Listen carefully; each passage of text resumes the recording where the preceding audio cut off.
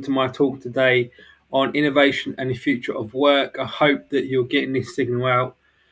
Otherwise, I will be redoing this. I've had some technical problems as always, but this talk I thought was very important to help companies recognize where to step forward in terms of innovation. So I'm going to go ahead and share my screen. For some reason, I've lost my PowerPoint already, which is not a good start. So bear me a second. I'm just going to grab up my slides.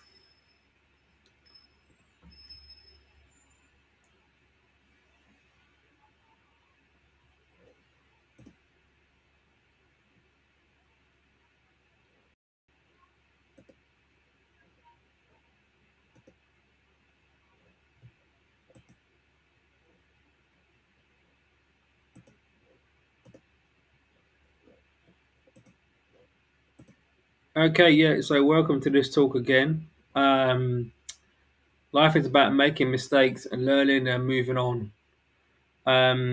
That's really a poll that I did yesterday or last night on LinkedIn, here on LinkedIn, sorry. And it's very profound. A lot of people agree with it, but it's strange how innovation is changing so vast in terms of not technology itself, but more important than that, how we framework it, conceptualize it, how we teach it, how we embed it into our companies. So there's a lot around that. So this conversation is going to be a pretty long one, based on my new research, what I've been building the last, I'd say, 5 years, around innovation and how it all fits in together into different though dimensions of innovation, which I'll talk about in brief. I'll give you a brief case study, a good example of innovation that I think is very clever and one that will hopefully help companies um, scale up and enter new markets in these difficult times. So let's get into it. I'm going to talk for about 15-20 minutes. It might go on a bit longer. I've got one slide here in a few moments that will take me a little bit of time to analyze. And let's get into it. So, case study Virtual Vogue. This was a very excellent example of multiple dimensions of innovation, which I will tell you about the dimensions of innovation in a moment. So, I got ChatGPT to write me a case study on this, and I produced it on my LinkedIn profile, which you can view. In short, basically, they got, I think it was people doing a virtual fashion show, and you could wear different clothing, etc. This was really clever from Vogue and also from the startup brand, I think it was, because it celebrated two different industries working together. And what it allowed it to do during the sort of mid period of COVID, I think it was, or later period, I think it done this about 2020, I can't remember. And this was excellent because it allowed the innovation of the technology itself and also for the company to choose which type of innovation they were going to choose, as in product, process. But there was collaboration now. And a lot of companies, they don't really collaborate, I'd say, as much as they should in terms of generating new products for new markets. And this is really important now because we are in very difficult times. Housing market, there's a housing bubble for sure, and you've got heavy geopolitical risk. Okay, that happens from the war in Ukraine. Companies are cutting back completely and letting people go. That's evident in the world's biggest brands. So we're in dark waters, as it were. So how do we get past this? Well, we have to go back and look. I think in my research, what what type of innovation companies are going to invest in the future or need to, I say. And I'm going to talk you through the different innovation domains. So, case study on Virtual Vial was successful. And I think from that particular event, there is a lot more focus now on emerging technologies around events, and trying to understand where virtual reality comes in and leverages different products, which is really what we're trying to do here. We're trying to leverage products in new markets through technology, but it all starts with innovation. What type of innovation? How much? How do we measure it? And where did we get that innovation from? And that's what I'm going to try to answer in the next slide. Okay, hopefully you can see that. So I've got my subtitles going on, flapping around everywhere. What innovation type should companies invest in? So this is going to take me a little while to explain because it's quite detailed.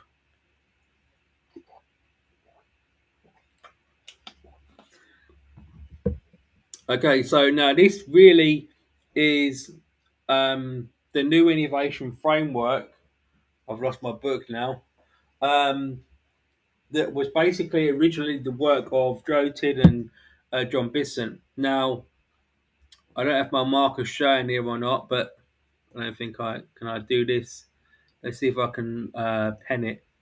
So these are the five innovations. You've got process, paradigm, product, position, and my new one, self innovation. But let's just go through my innovations. So we know that innovation comes in two types predominantly. Okay, there is a distinction between types of innovation and dimensions. Now, Joe Till and John Bissett, they regard innovation as four domains. Okay, process, paradigm, product, and position. However, the type of innovation can be incremental, which is small, or radical. Okay, radical innovation would be COVID-19, and that would be the vaccine. For instance, incremental is very slow; it's small. I'm not a big fan of incremental innovation, and a lot of companies use it to test different products and services. It's very slow. Excuse me, and I'm just not really a big fan of it. I'm not saying it doesn't work because it does, but I just think it's a slow process to market. Excuse me, dry throat today. It's quite dry in my room here. Right, so you have a choice from this position. So you can either use metric or measurement. Now, what do I mean by this? Well, in short, it's it's very hard to actually. The study of innovation is only based on case studies. It's not really rocket science here, but at the same time, it's very hard to measure innovation levels. So you have got to first decide on your framework, but how do you know how good that framework is, which is what I'm trying to present to you here. So I'll go through what paradigm is first because I think some of you might not be familiar with that. Now, your type of innovation that you want to choose if you're going to innovate and attempt to beat your competitors post COVID.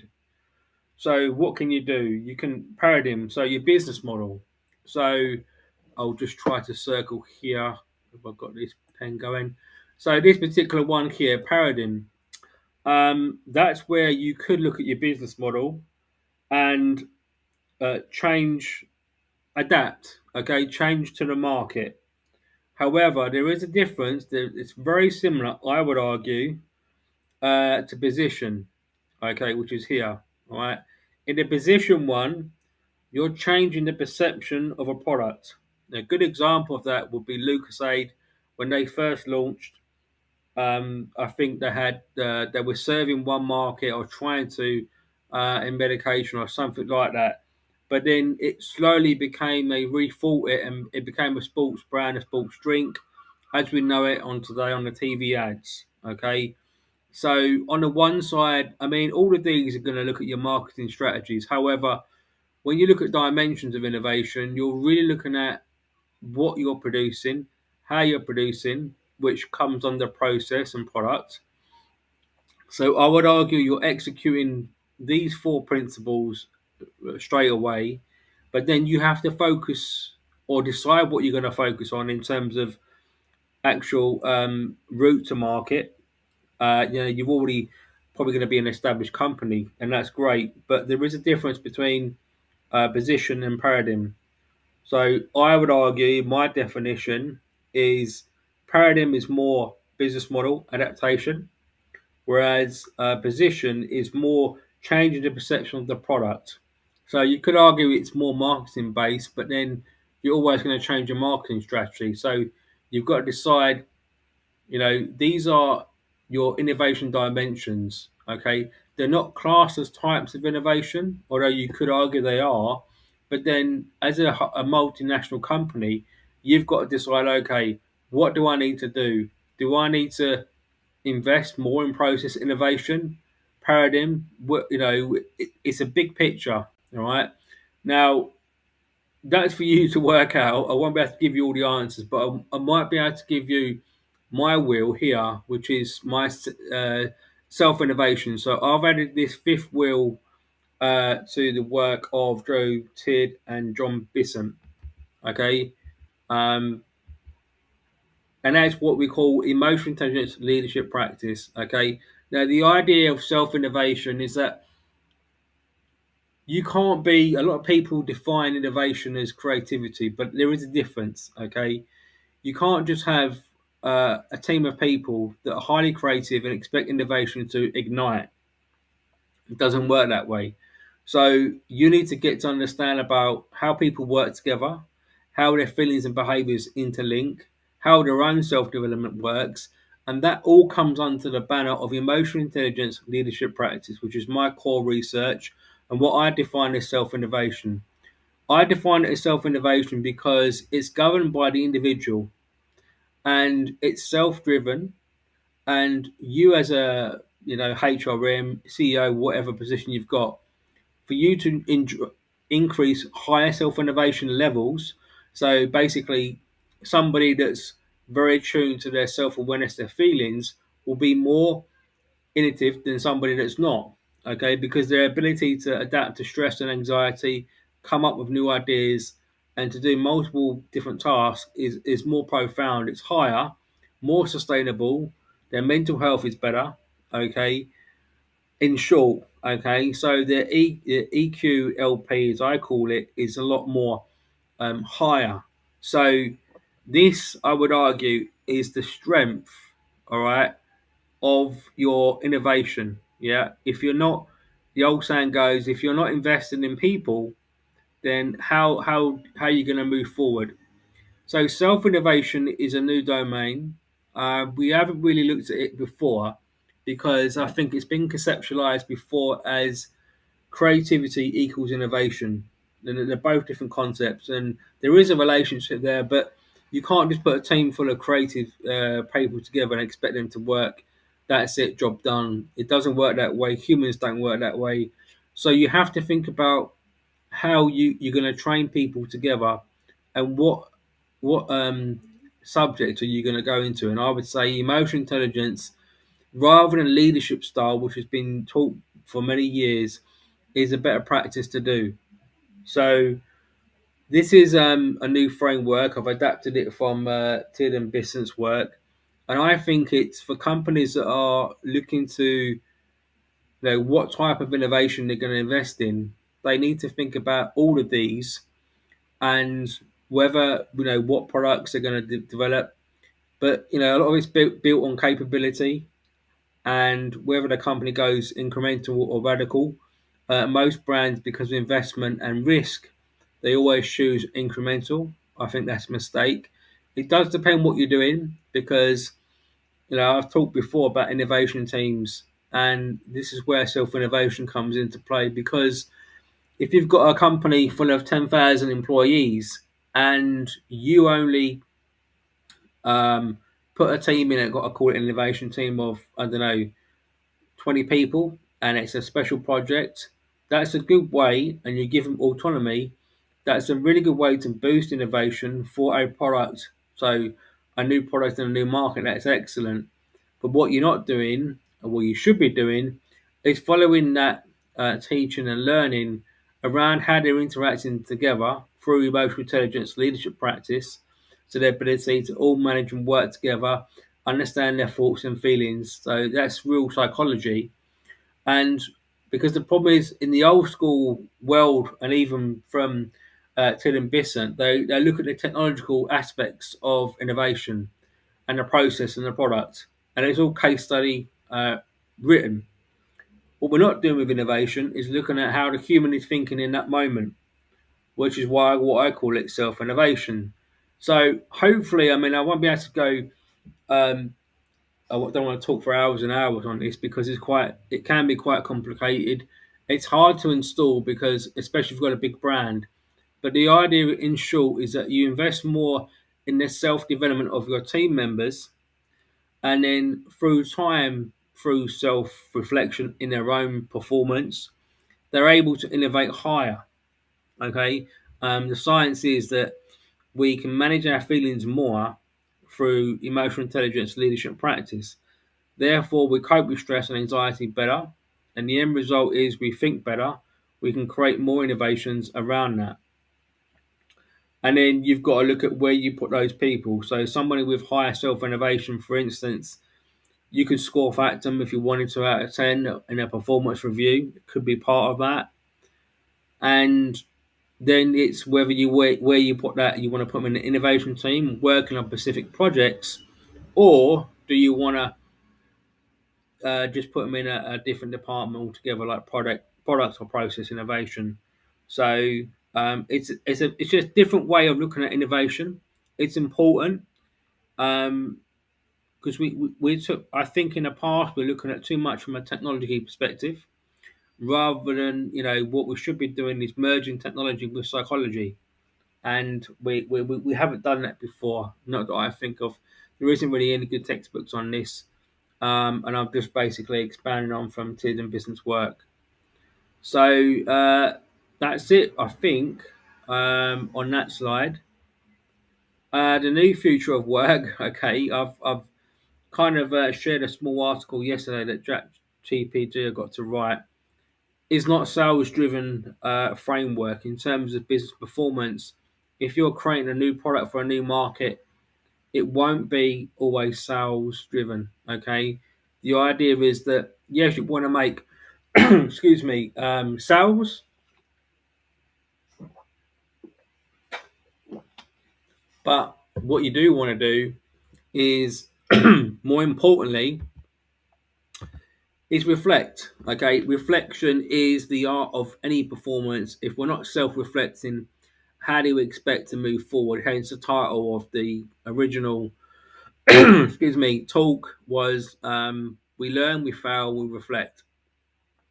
And the same is with innovation, or an innovation even itself. Even when you look at the concept of self innovation, how we think about our feelings, it's still limited because we're only learning through time. So we have to be more cautious about how we choose our innovation, what type, where, how much, how we're measuring it. So hopefully you got some value from this particular talk. Apologies for my voice. It's not great, but I hope I got my point across.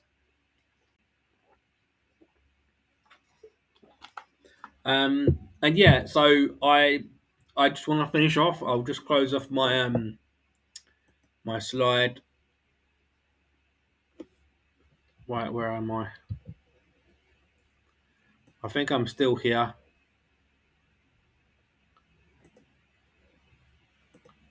Okay, I'm back. Right, okay. So anyway, that's it really in a nutshell. There's a lot there to unravel, unpack, and apply to your business or get some ideas. It'll open up some questions because I think that at the moment markets are very sensitive. They're kind of semi collapsing in some way, and a lot of businesses will need to think about how they innovate and what investment they need to put in, how they put that investment in. So you have to look at specific innovation frameworks, where you're getting your information from, how you're using it, what type, radical, incremental, or are you going to focus more on alignment of technology with self innovation to psychology and technology together? And some companies that will really struggle, I think, are the ones that are still sticking to the annual performance reviews, and that's a mistake because the human will always work faster in development. You just need to capture that. So your technology innovation does move fast, we know this, but then the human innovation and getting them to understand their feelings and their stress levels and managing that, and then putting the two together, that's where the new innovation needs to framework needs to happen in the future of work. Otherwise, companies will they'll fall out of the market. Some companies will do this strategy. Some will be skeptical, but I think this is a much better way of definitely capitalizing on tougher markets and creating new products for new markets, which is not really going to change. It's just the conditions are going to be tougher. And when that happens, this gets more stress if you're a CEO. So we've noticed that through COVID, Great Resignation. So psychology and technology are the new building bricks for innovation. So I hope that you got some value from this. And apologies for my voice. I done my best. It's pretty dry in my room here. So, but anyway, I hope that came out clear to you as possible, and you got value from it. And I will see you, I guess, next week. Yeah, and I'll be talking, doing more live talks on random subjects. Okay, for your interest, as in business, psychology, mental health, innovation, and many more topics.